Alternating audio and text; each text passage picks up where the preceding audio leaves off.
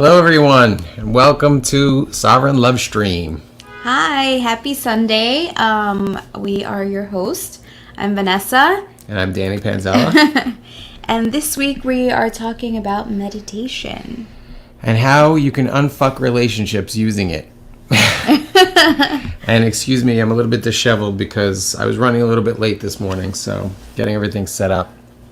Been doing some construction in the apartment, and I got a little carried away this morning, as usual. So I wanted to do a meditation before the show, and I ran out of time, so. All right, so why don't you talk a little bit so I can catch my breath.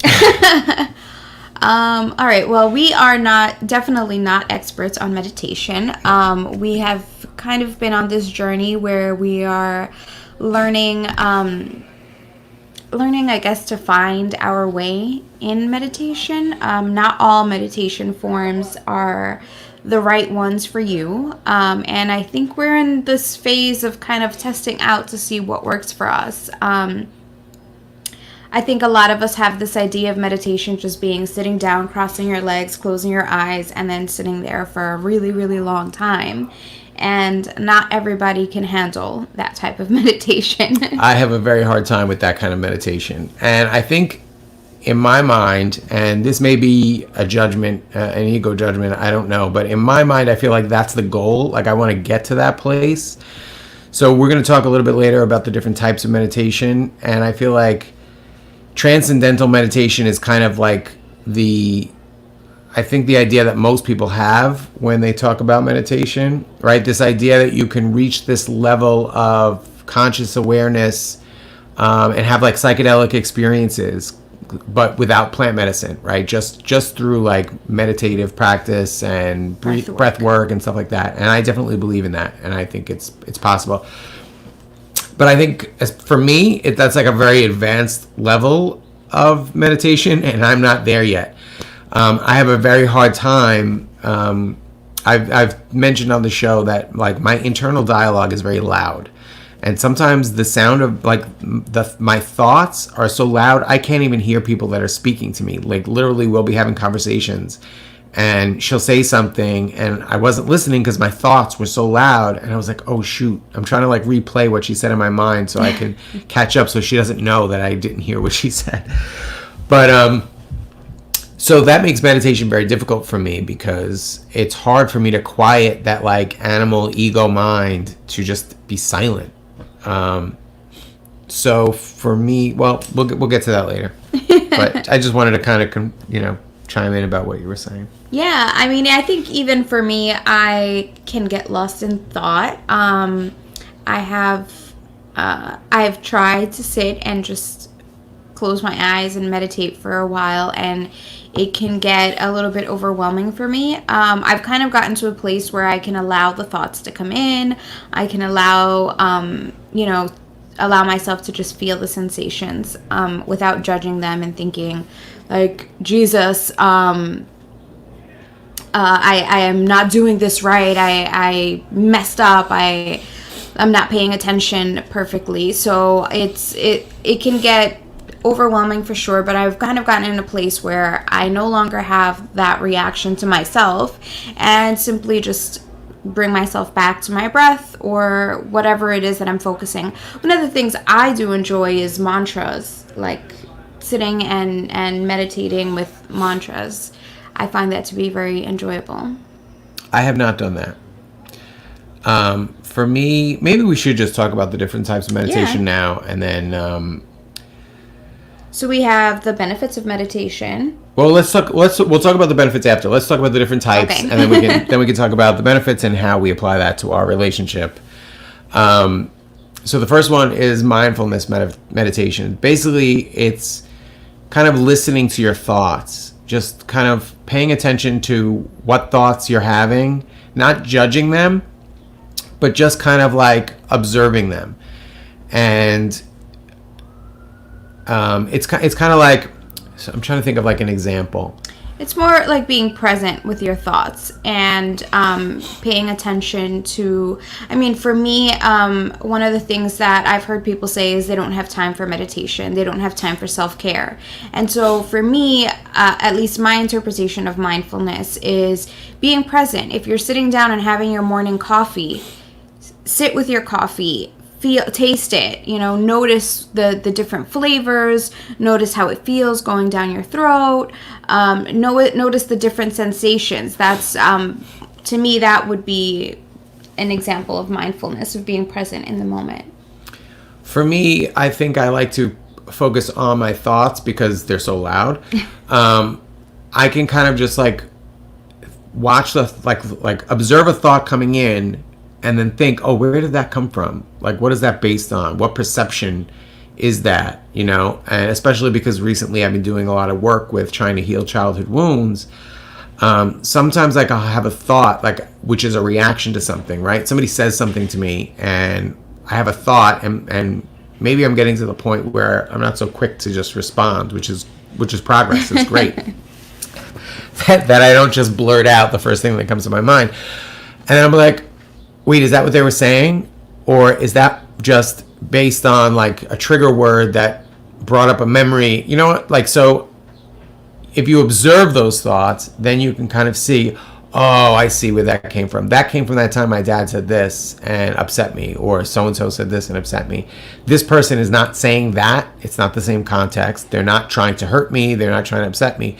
So then I can let it pass and then focus on what they're actually trying to communicate. And I think that probably for us in our relationship, that has been one of the most important things to help us resolve conflict, was just mindfulness meditation and being able to recognize when I feel triggered, why I feel triggered, and what the historical context of that trigger is. And I think you had a really interesting revelation about presence, right? About living in the moment, the be here now.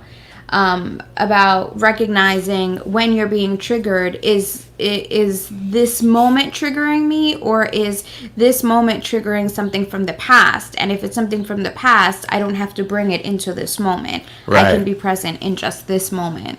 Right. So if Vanessa says something that my mom used to say that used to upset me, and I just make an association and an assumption. Oh, she's saying the same thing my mom said, and so she's trying to hurt me because I felt like my mother was trying to hurt me. I'm living in the past. I'm literally living in the moment that my mother hurt me with her words, or when I felt hurt at what my mother said, because chances are when my mother said the same thing, she probably wasn't intending to hurt me either. So I'm literally living in the past in that moment. And then if I can just say, oh, I can observe the thought, oh, that's not what's happening. My mom's not here. What did you mean by that? Did you mean to hurt me? And then that's where vulnerability comes in. But the mindfulness is really the first step, because without the mindfulness, you're just like, what'd you say? And then it turns into a conflict. You're just constantly reacting and reacting and reacting without actually paying attention to what is being said, what is being communicated, the tone. You're just, like you said, living in the past. You're right. If you can be in that moment, be here now, those famous words. It took me a long time to understand what that meant. What does be here now mean? What does that mean? I am here. I'm right here. What do you mean? But yeah, if you can either be thinking about the past, or sometimes we're always thinking about the future, right? Oh, it's always about some hope in the future instead of just enjoying and appreciating what's happening right in this moment. And that's what mindfulness meditation has done for me. Do you feel like it's helped you a lot, that you are able to be more present now? Yes, I think I have a lot farther to go. I know Vanessa would confirm that I have a lot farther to go. But I'm definitely much more present, because I think I, to a large degree, was always living in the past, to a much greater degree. And my ego, I kind of made that my story, and my ego would be like, oh, they're hurting you like mom hurt us, like dad hurt us. So, attack or cut them off, or whatever the reaction would be. Put up a wall, put up a defense mechanism. Yeah, put up a wall, create a defense mechanism. And usually my defense mechanism was trying to use some kind of philosophical argument to try and bully them into backing down or wrestle them to the ground, right? Ideologically or philosophically. Until we're just exhausted. until we could have arguments that would just go on for an hour or two, and we literally would just become physically exhausted with it and give up. And just like, we would be quiet for a while, and then it would be like, what are we doing? Like, what is this even about? Now we can a lot of our arguments are ended within a few minutes, just because as soon as things start to like uptick, like the energy starts to get a lot more volatile or negative, like we both are in a much different place where we can observe that and just take a breath and step back and be like, oh, okay, we don't need to let it escalate to that point. Yeah. We can be like, all right, what's happening? What's going on right now? What's being triggered? Let's figure this out. Yeah, what's the core issue, or what's really underneath this argument? A lot of times I think we tend to, as people, we tend to argue, and we are arguing about superficial issues. We're not really getting to the core. And it takes a lot of vulnerability to say, this is triggering a moment from the past. This is triggering a feeling from the past. And being clear, a lot of times we have this idea that we have to have this righteous anger. If I'm angry, I'm justified in being angry, and then I have to justify that anger in some way. And a lot of times we end up arguing, trying to justify our anger instead of really recognizing, this is really hurting me. It's not anger. I'm hurt, and anger is a defense mechanism for this pain that I'm feeling, and I'm not willing to be vulnerable enough to say I'm hurt by this thing. And I think was a big part of my issue, was defending my anger, because I had created this like persona, right, of being an activist. And part of being an activist is like, we use righteous anger to kind of fuel our activism, right? And that's really where I had been for the last 10 years, like just being this angry activist and feeling like this was how I can change the world. And anger is not how we change the world, and it's certainly not how we change our relationships. So, kind of bringing it back to I mean, I think we tried that for quite some time. We tried the anger and trying to convince each other of what our beliefs were, what we wanted. We had a therapist that used to say, you're bashing each other over the head. You're going to bash you. So, we would express something that we didn't like, and he would be like, so you're going to bash her over the head until she changes her mind, or you're going to bash him over the head until he changes his mind. And I think we tend to do that. We tend to have that type of reaction. I'm going to bash the other person in the head until they realize that they're wrong. They just need to be jolted back into reality. And the truth is, you're hardly ever going to convince somebody to see your point of view if you are bashing them over the head. And it's not until we get to the place of vulnerability, but again, that requires mindfulness. That requires you being fully present and saying, okay, why is this situation so upsetting to me? And we've had experiences where I don't necessarily know right off the bat what I'm upset about. And I'll just say, I need to take a moment because I don't really know what I'm upset about right now. I need to just figure it out first, and then we can talk about it. Yeah. Yeah. I mean, there's nothing I can even add to that. Yeah, you want to talk about the next type? The next one is spiritual meditation, and this one is this could be practice in many different ways. This is what praying is to some people. Yep. To really just sit and try to connect with God, source, whatever your beliefs are. I think that mainly is it. Some people do that through a prayer is basically like a mantra, also just saying certain words that help get you into this place of calm. I know I grew up Catholic, and there were certain prayers that I knew when I was really stressed or frustrated that I could just repeat the prayer over and over and over and over again, and it would just calm me down completely. It's a source of comfort at times. It helps, quiet the mind. If you're saying these particular words over and over again, it's hard for your mind to just kind of step in and try to tell you something else. Yeah. I grew up a born again Christian, and I think for me the differentiation I would like to make between prayer and meditation, prayer tends to be in like the born again Protestant arena. Prayer more tends to be like asking God for things, right? So, to some degree, worship, and also asking God for things. While meditation is more like listening for God's voice. And I think in where I am now, I don't really think we need to ask God for anything, right? I think God knows our needs, or, and will meet our needs. I think the problem is that we don't listen enough. We don't listen for the guidance. And whatever your belief system is, right? Whether you call it God or source energy or the universe or whatever it is, I don't think that really is relevant. Whatever, or even your own thoughts. I mean, sometimes once you quiet your mind, your thoughts can come in with the answer. And if you don't believe that there's a higher source, it's just calming the mind enough for your thoughts to be clear again, for you to see a situation clearly, and then be able to figure out an outcome, right? Or a solution. Yeah, I think absolutely. I think it works on all of those levels. So I think meditation is really just more listening. And for me, the Bible says that God speaks in a still small voice, and like you really have to listen closely to hear it. And I think that's really true. And I think that's what the ego mind does. It creates a lot of noise, especially in my head.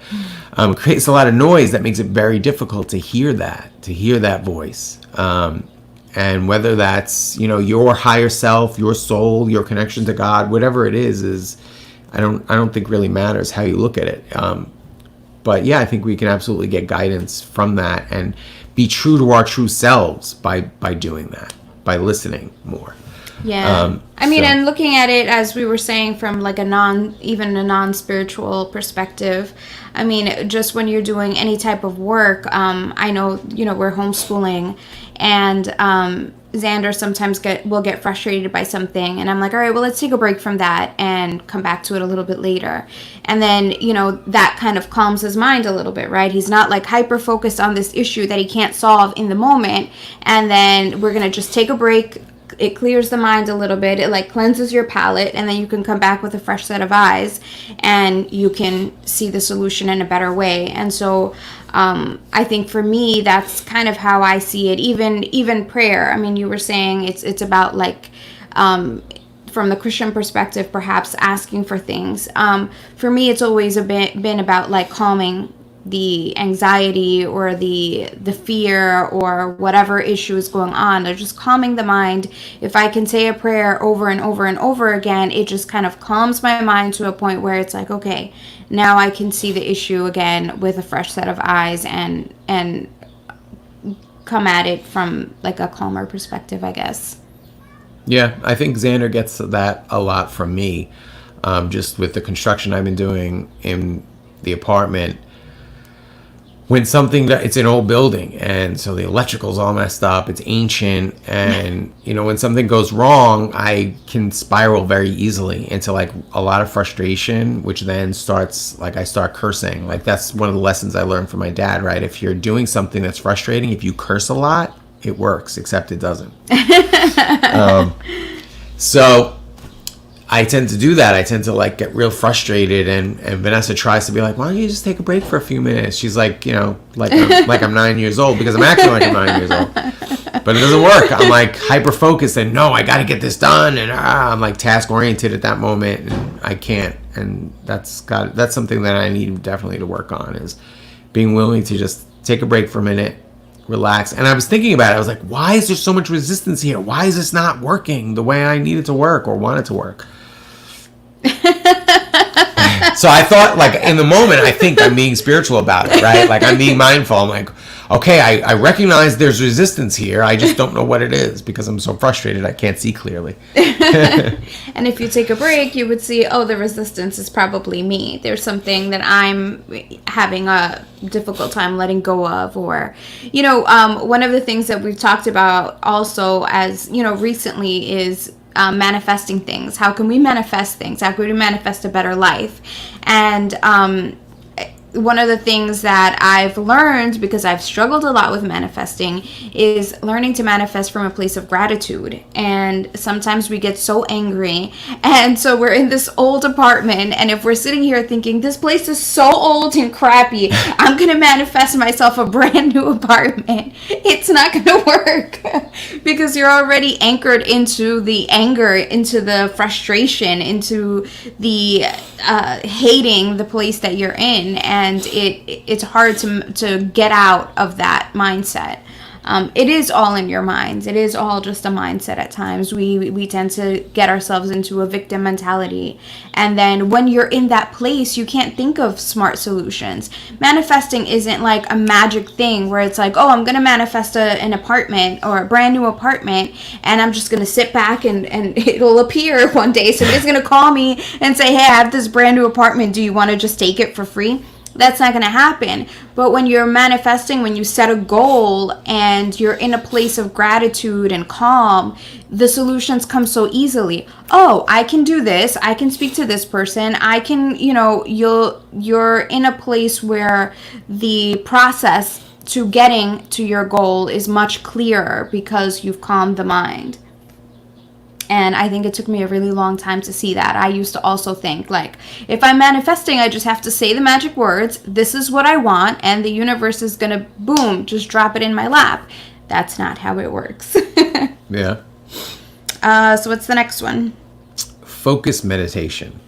Focus meditation is, so like when you focus on your breathing, it could be like any of your senses. You could close your eyes and just listen.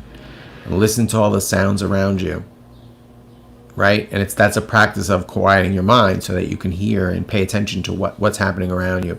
Or feeling the sensations of your body. Doing a body scan, they call it. Yeah. Just kind of feeling what is happening inside. For me, I actually do this a lot when I'm doing construction projects. So if I'm sanding something or if I'm painting something, like that's a way for me to kind of, it's kind of like a combination of movement meditation and focus meditation, where it's almost like the same thing as counting the mala beads or something like that. Like you're doing the same wax on, wax off. Yeah. I mean, that's what Mr. Miyagi was trying to teach Daniel-san was meditation, wax on, wax off. And it was about movement, but it's really about meditation. And when you're repeating the same actions over and over again, it really can help you get into that quiet the noise in your head. Yeah, I recently started taking a mandala wood burning class with Miriam Gomez, and it's really exciting. I love the process of the repetition. Mandalas are really, it really is a relaxing practice of just like you're repeating the same lines over and over again. You're creating new lines, and it just turns into this beautiful piece, but it is all a meditation. I mean, I can sit there for hours and it's just so calming to the mind. So it doesn't necessarily have to be some like major work. It could be drawing. I mean, one of the things that we experienced was Danny has, he's an artist. He's into drawing, but he hadn't been drawing for a really long time. And I guess it was like a year ago that you picked it back up again. Or a year and a half. Oh, yeah, maybe 2 years ago. And it sort of just became this nice practice. He went through a period of doing a drawing a day, and it was this moment of sitting down, being with himself, and just drawing. And it gets your mind off of so many other things.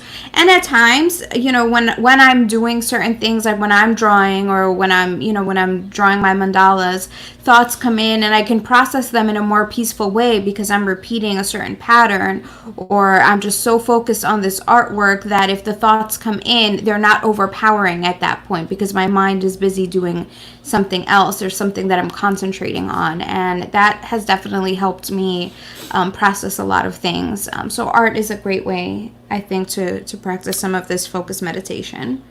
Yeah, for sure. So the next one is movement, which is kind of like the drawing and the construction. It exists in a space between movement and focus meditation, because you kind of have to do both. But yeah, like everybody knows yoga. I do walking meditation sometimes when I'm walking around the neighborhood or whatever. Qigong or Qigong. Qigong. Yeah, I personally do enjoy walking meditation. We live in a very it's a very beautiful neighborhood with lots of trees and flowers, and especially during the springtime or the fall, it's like super colorful, and I love just walking through the neighborhood and observing the flowers, observing nature, the animals, and I could just get so lost in just enjoying the beauty of the nature in our neighborhood. Or you can do that at the park.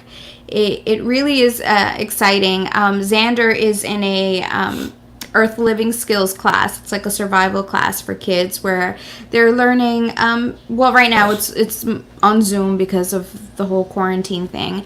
But what they have them practice every week is they have sit spot stories. So they have to sit anywhere in nature or even just by an open window and observe the sounds, the things that they see or smell, and just use their senses to kind of get a picture of what's happening. And he, we would go to the park and he would sit and I would be like, all right, well, let's do our sit spot. And we'd sit by the lake and just kind of listen. And sometimes I just close my eyes because I like to listen to the sounds. And I guess he must have seen me doing it because he closed his eyes too. And he goes, do you know when you close your eyes, you can hear things a lot better? It's like your ears can pay more attention to it because your eyes are closed. And I was like, yeah, it's so true. And it was a really interesting observation on his part, that he noticed, oh, I can hear the sounds a little bit better. And I was like, so what do you hear? And he's telling me all of these like things that perhaps we wouldn't have noticed otherwise. So it's a really fun activity to do, especially with kids. I think a lot of parents struggle with getting kids to calm down. And I mean, Xander's teacher has, 10 kids? And even when we do meet at the park, she has them sit down for like 15 minutes to do a sit spot. And they all find like a little spot by the lake and they sit by themselves and they just like observe everything and then they come back together and share. So it's a really good way to get kids to start getting into the habit of meditating and mindfulness. Yeah, so I think if we bring this back to how meditation can help relationships, we've kind of touched a little bit on everything, but I think one of the biggest things for me is it has helped me become more empathetic. When I can observe my thoughts and recognize where triggers are coming from, come back to the present moment and realize, oh shoot, okay, so that's the past. I can let that go. I can be here now. And then I can listen. And when I'm actively listening, it's much easier for me to empathize. So really, it's the thoughts, the living in the past, that is the root of my whole struggle with empathizing. Imagine if you could increase the empathy in your relationship by 10, 15, 20% just by doing that, just by practicing mindfulness. Yeah. How much better your relationship would be. I mean, in our relationship has come light years. Yeah. From where we were. We had a question. Somebody had sent me a private message before the show, and she brought up a topic that is related and something that we have actually struggled with. So she was asking about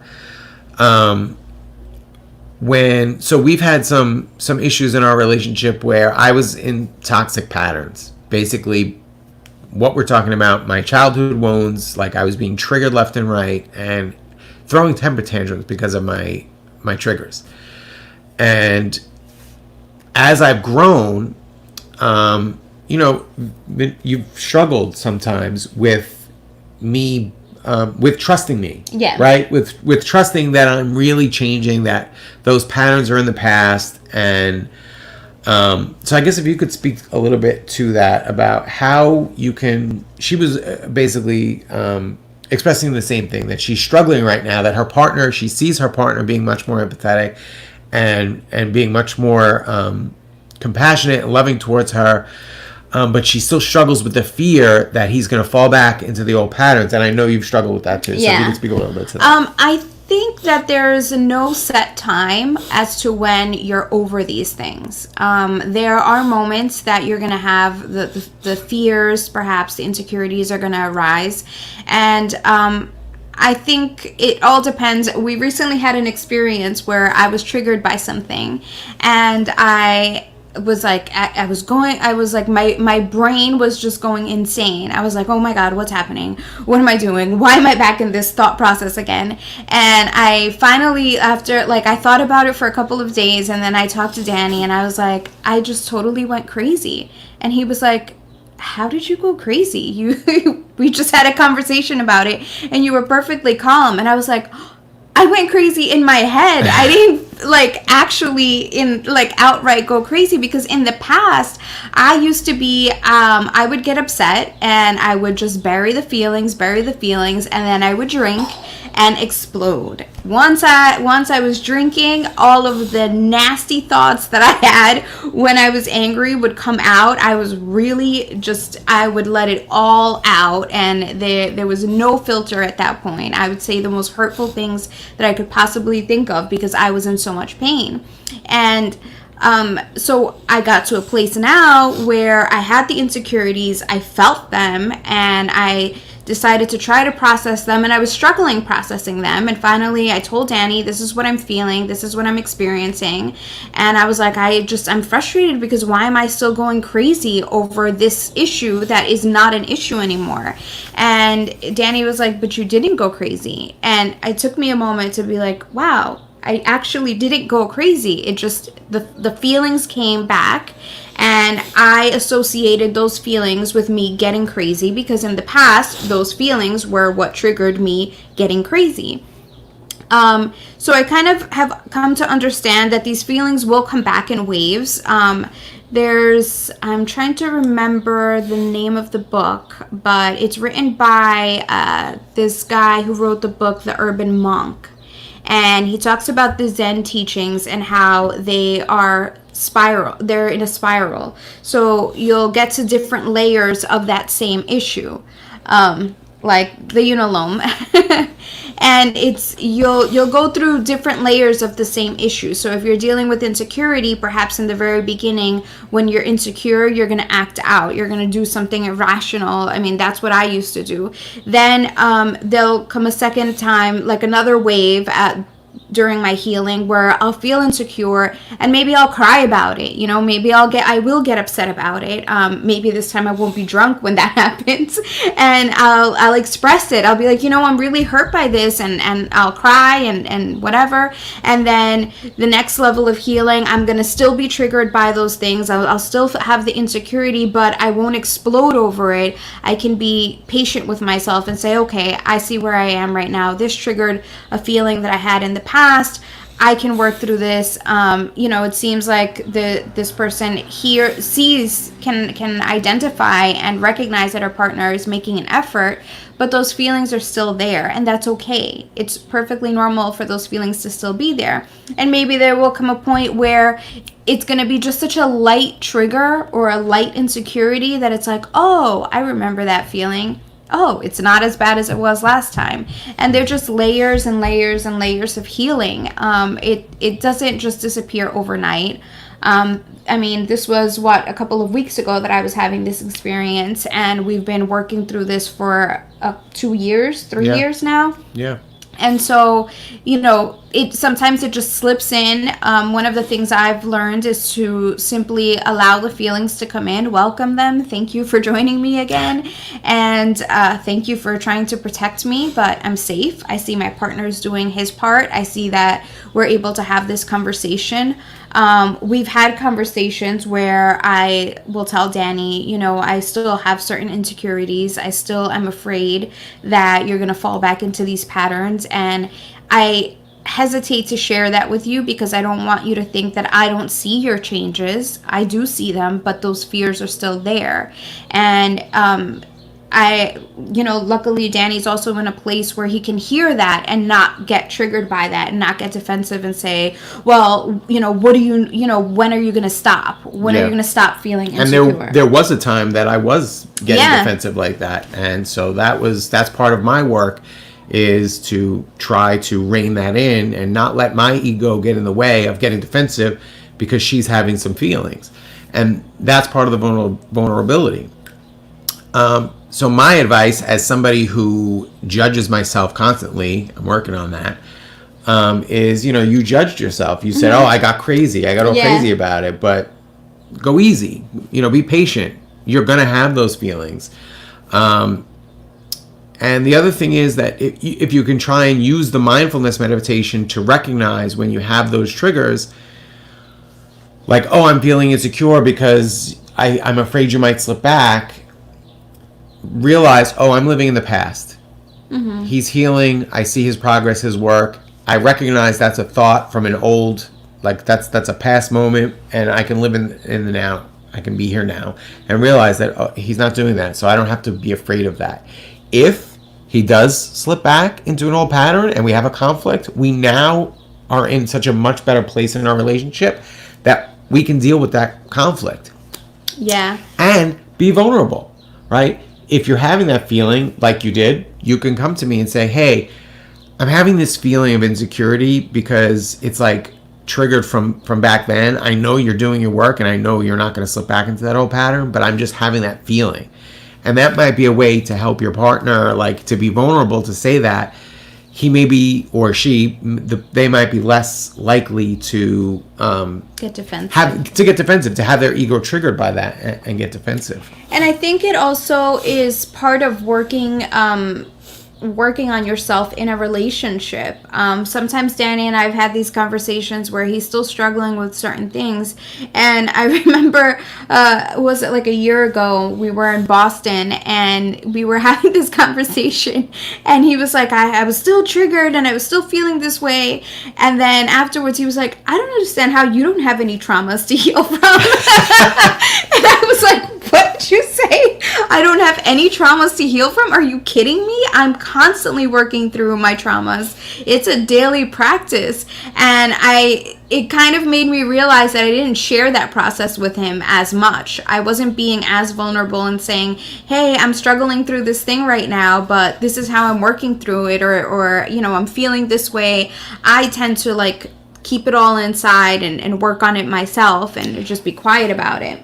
And you know what, I'm just like having this thought is that because you made it look so easy, because you kept a lot of it internal, it made me judge myself more. I'm like, she's like, it's so easy for her to do this. There must be something wrong with me, that this is such a struggle. It's so hard for me to be empathetic. It's so hard for me to be compassionate.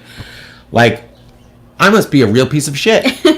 And we make that joke, like, are you gonna, ascend? Are you going to become a better person? Or are you going to remain a piece of shit? And we made it into that joke so that it kind of disarms it, so that I don't so then I laugh and I don't really feel that depression of, my God, it's so difficult for me to just be empathetic and it's so easy for you.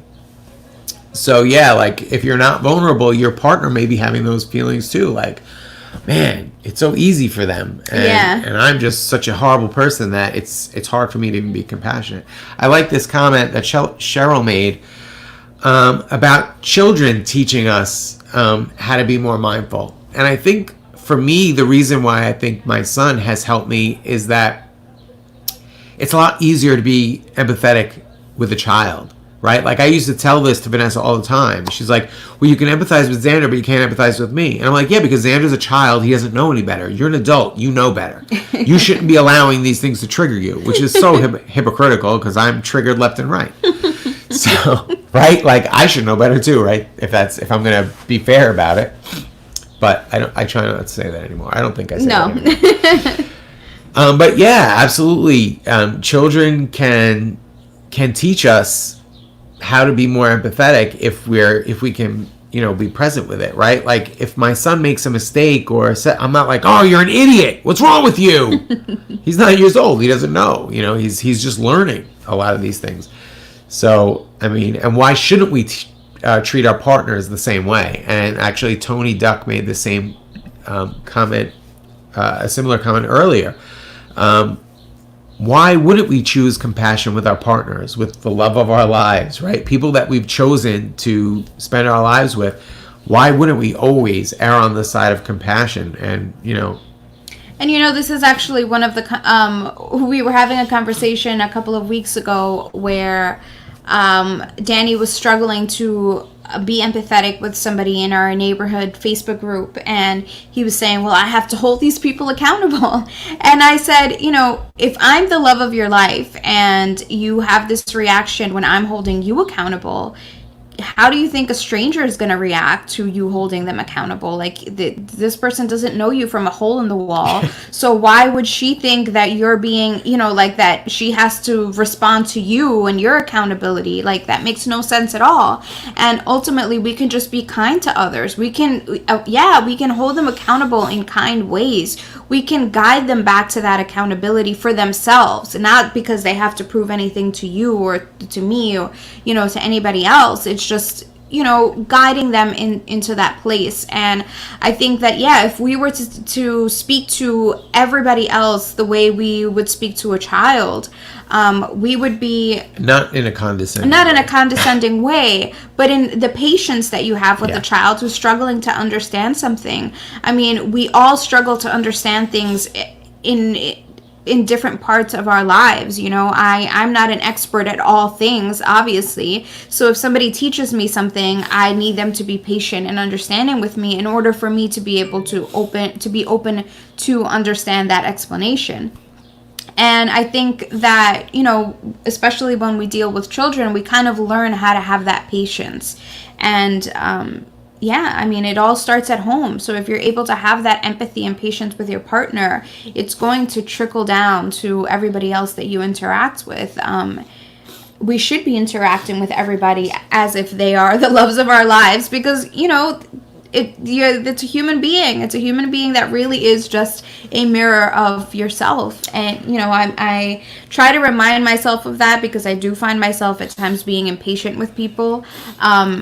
I'm a homebody, so I don't interact with tons of people. But when I do go out, like grocery shopping, or I'm out and about and somebody like triggers me or annoys me in some way, I try really hard to bring it back to, this is a person who is showing me something about myself. There's something there that is causing me to have this reaction, and I need to look at that. Yeah. I just was going to say something, and so this kind of brings us to the core of our spiritual beliefs, which is that we are all connected. God is love, and we're all connected via our soul, right? And so, Jesus said, love others as you love yourself. And the way I interpret that is that we're all part of God. Mm-hmm. Right? We're all pieces of God. A piece of God resides in all of us. So in a sense, we are all the loves of each other's lives, right? Everybody, all on the planet, we're all connected, right? It's the illusion of separation that makes us think like, oh, this person is my enemy. But we're really all a part of God. So if we start to think of people that way, and then it makes it a little bit easier to be able to say, okay, this person's offending me right now, but it's because they're reacting to their traumas, and I can have compassion for that, and be forgiving and be compassionate and not respond with anger. Like Tony Duck said before, always choose to respond with love and compassion, because that's really ultimately what we are. Mm-hmm. And that's what meditation helps us get back to, right? It's reconnecting to your, sometimes they call it centering your chi, or getting back to center. It's getting back to who you really are. Your higher self, your authentic self is love. That's what you're made of. Yeah. I want to address this question about what childhood what about the childhood you guys had? I think that this applies to any traumas that anybody could have. I think that I had a very easy childhood. I had my parents are both very loving and compassionate beings. There are little things. I think sometimes our childhood traumas are misinterpretations of things that we've experienced. Yeah. They come in, it's maybe a clashing of personalities. Somebody says something to you that hurts you, and you take it as this person hurt me, and you shut out all other reasoning, especially as a child, because as a child everything is so big. Your feelings are so big and you don't know how to control them, you don't know how to handle them. Xander's taking right now a class on he's 9 years old, and he's taking a class on emotional intelligence. He's learning how to control his emotions, how to work through his emotions, how to allow them to exist while overcoming them. Not so much control his emotions as control his reactions. His reactions to the emotions. Yeah. So it's beautiful that he's, he's coming into, he's going to grow up with this information, with this knowledge. Not all of us have that experience. So some of us just are hurt, and then we take that hurt and it's like, oh, this person hurt me. And you grow up thinking that. I was recently watching a show, I don't know if anybody watches Queer Eye on Netflix. And one of the people they were helping, this kid had grown up with a family friend taking care of him, and then at 11 years old he had to go back to his parents, and he didn't understand why. He was under the impression that he had gotten into an argument with his caregiver, and he got so angry that he wrote in his journal that he wanted her to die. But he was 11. Kids at that age are reactive, and again, emotions are big, and if you don't know how to work through them, you'll spew out whatever. He wrote this in his journal, and he was under the impression that this caregiver read it and sent him back to his parents as a result. And now he's an adult. He's in his, I think he was in his 30s or his late 20s. And he had gone all of these years since he was 11 years old, thinking that this woman who had been his mom for his childhood had rejected him because he said that to her. And so he was growing up with this feeling inside this whole time, feeling unworthy of love because he had reacted that way as a child. And they wound up reuniting him with her, and she had a completely different explanation. She had a grandchild who needed to be taken out from the foster care system, and she couldn't have both children, so she had to send him back to his parents so that she could save her grandchild. The state literally wouldn't let her have both kids. Exactly. So they forced her to give him up. And so it was not at all, it had nothing to do with that argument. She didn't even remember that argument. And here was this guy going through life with this idea that he had, rejected her or hurt her to the point where she rejected him. And so sometimes it was a very clear example to me of how sometimes we go through life with these misinterpretations. I recently had a conversation with my mom where she shared some experiences of her own childhood, and I was able to see some of the things that she said to me growing up that I had taken to heart, and I realized, oh my God, she was just repeating what she knew, from her own mom. It wasn't that she was being hard on me or trying to hurt me in any way. She was just repeating what she knew. And it was with that understanding, my relationship with my mother can change dramatically. My relationship with myself, the insecurities that I've been carrying all these years, I can let go. So it doesn't necessarily have to be a major trauma. Like I wasn't in an abusive household or anything like that. Sometimes there are small traumas that create these ideas or these stories, like Danny says, that we just replay over and over and over. And so then if Danny says something that triggers that story, I'm like, oh, there, he confirmed that story that I know to be true. So now I have to defend myself against him because that story says this is hurting me. Now I have to defend myself, and I have to shut you out in that part of my life so that you don't hurt me again. And it's a lifelong process of having to go through these, work through these traumas, work through these miscommunications that we experience. And for us, mindfulness has absolutely helped. I was, maybe like 6 or 7 years ago, just a ball of anxiety. I was constantly anxious. I was constantly depressed, frustrated, and If you don't know where to start with meditation, I would suggest a guided meditation. Go on YouTube, find a guided meditation. If you can't sit for 40 minutes, sit for 10 minutes or 5 minutes. You can find a quick 4 or 5 minute meditation as soon as you wake up. I mean, Danny and I have had experiences recently, even within the last year, where we're frustrated by something or anxious about something, and Danny will wake up in the morning and he's like, do you want to just do a guided meditation? And we just lay in bed and we listen to the meditation and we go with it.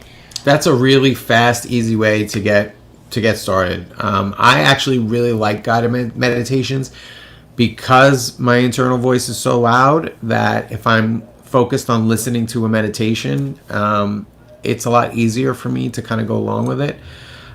So yeah, I mean, I feel like that's a really great place to get started. And there's so many great ones on YouTube. I like the Abraham Hicks ones, but there's so many different ones. Yeah, and for any situation that you're in, I mean, there are guided meditations to relieve anxiety, to help you sleep, to get you started and motivated, in the beginning of your day. There's so many things. To forgive yourself, to forgive others. Exactly. To be more compassionate. And there you go. I got gaslit into believing I was less than by my family. Abuse is real. It certainly is. I'm so sorry that you had that experience. I had a similar experience to that too, to some degree, yeah. Yeah, it's these are things that are very traumatizing, and you carry them for so long. And I just want to say that we tend to have these experiences and then we hold on to them. We want to keep them. And we think like, well, I'm protecting myself because this is what happened to me when I was younger. And you create these defense mechanisms. I would definitely look into trying some forgiveness meditations. Even if you're not ready to forgive your family, maybe just to forgive yourself. We don't realize sometimes that when somebody else hurts us, we adopt those behaviors and hurt ourselves too. So, maybe meditation to help you find peace. There's so many options out there. And I know it can be overwhelming, but we definitely got to give it a try. Yeah, absolutely. Maybe try some meditations that just are about self-worth and just knowing that, you're a piece of God, your core is made up of love, and you are worthy of love, both to give and receive. And that's something that I've really been working on because similarly to Fishmeal, I have, from when I was a teenager, like my mom and being in the born-again Christian church, I was judged a lot because I was kind of a rebellious kind of guy. I'm not the kind of guy that goes with the flow. Like I like to do my own thing. And I was judged and shamed and told that I didn't deserve things and that because I wasn't a good enough Christian or, what that meant, whatever that meant to them. And I internalized it and I made it part of my story and I believed it for a long time. And then I rebelled against the belief. So now I became like this egomaniac. Instead of being insecure, I developed this egomania, this narcissism, that I was better than everybody else. And obviously both of those, either depression and insecurity or narcissism, are totally out of balance and not healthy either way. So you have to be able to come back to a place, what I'm working on, I should say, is coming back to a place where I can forgive the people that told me I was less than and understand that they were dealing with their own stuff. And when you feel like you don't control the world, you want to control other people to kind of make it fit and make you feel like you have some control. And I think that's what was happening. And so I can forgive them for that and realize it was their fear that made them react that way. Mm-hmm. And also forgive myself for being a narcissist, for reacting to that pain that I was feeling, the rejection I was feeling by becoming a narcissist, and work to come back into balance and realize that I'm not better than anybody else. We're all made of love. We're all perfect. We're all beautiful. And, as Derek Rose says, you are beautiful, you are powerful, and you are free. And I'm not better than anybody else. I'm not worse than anybody else. And I can just focus on that. Yeah, absolutely. And I think I had a comment that now I forgot.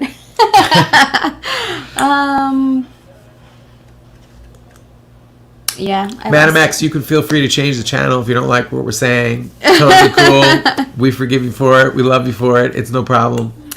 Oh, what I was going to say is once you start on this healing process and you start developing that self-worth, it's also you start having the ability to set clear boundaries. Not everybody is going to be willing or accepting of the fact that you've kind of stepped into your own self-worth, into your own healing. It's going to trigger some people, it's going to especially trigger people who depend on you not knowing your self-worth.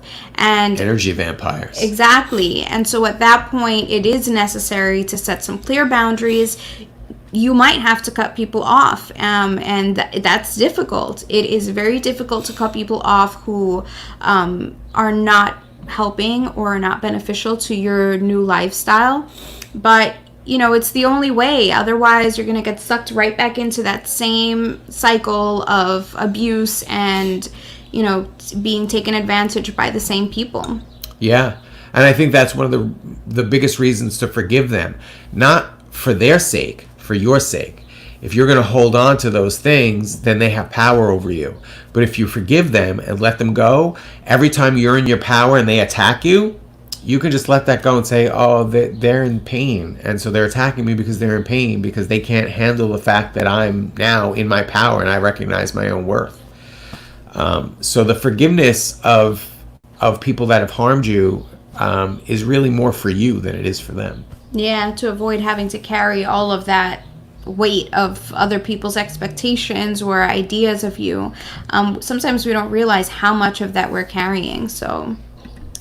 Yeah, I think this is absolutely spot on. I mean, when you're at peace and you can love yourself, you're, as Abraham Hicks says, you're in your vortex, and yeah, everything you want will come to you. Peace, love, happiness. Yep. Whew. All right. That was a good episode. Yep. We honestly had no idea what we were going to talk about until maybe an hour before the episode began. So definitely send us topic ideas. We'll start thinking earlier this week. We've been so busy renovating that we completely forgot about the day of the week and waited till the last minute. Yeah. But I think this was a really great topic. I hope you guys will also share some of your meditation techniques, what works for you, anything that you could suggest to somebody who's starting off on meditation. It's not... It can seem overwhelming at first if you've never tried it, but it doesn't have to be. So I guess my suggestion would be definitely go for a guided meditation. There are apps now where you can do a quick guided meditation. There are apps where you could try breath work also if that's something that you're interested in. Or yoga. If you don't know where to start with yoga, YouTube has tons of channels. I like Yoga with Adriene. She has like a 30-day calendar that she'll put up every month, and it has a bunch of different yoga videos that you can tune in and follow along. Some of them are 10-15 minutes, others are 40 minutes long, so you can find whatever works for you. There's so many options out there. Yep, just do it.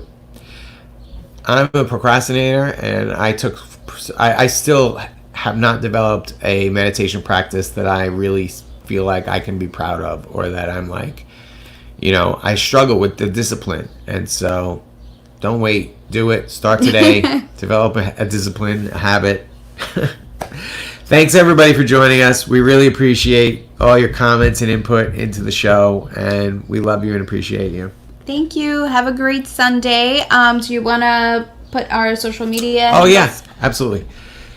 Please follow us on social media. We're on all the big social media sites, of course. But also, as I say every week, I want to talk about Minds.com and Float app. These are two privacy-centric. They do not sell your information. They do not phish your data. And they are also anti-censorship. They do not censor. Facebook, YouTube, Instagram, all the big social media companies are now openly saying they're going to censor things like holistic medicine. With COVID, they've been censoring posts about vitamin C, for crying out loud. I mean, it's ridiculous. So Minds.com and Float app, are two places where they do not censor and they do not sell your information. So these are some awesome social media sites that you should check out if you haven't already. Thank you so much, and see you next week. Bye. Bye-bye.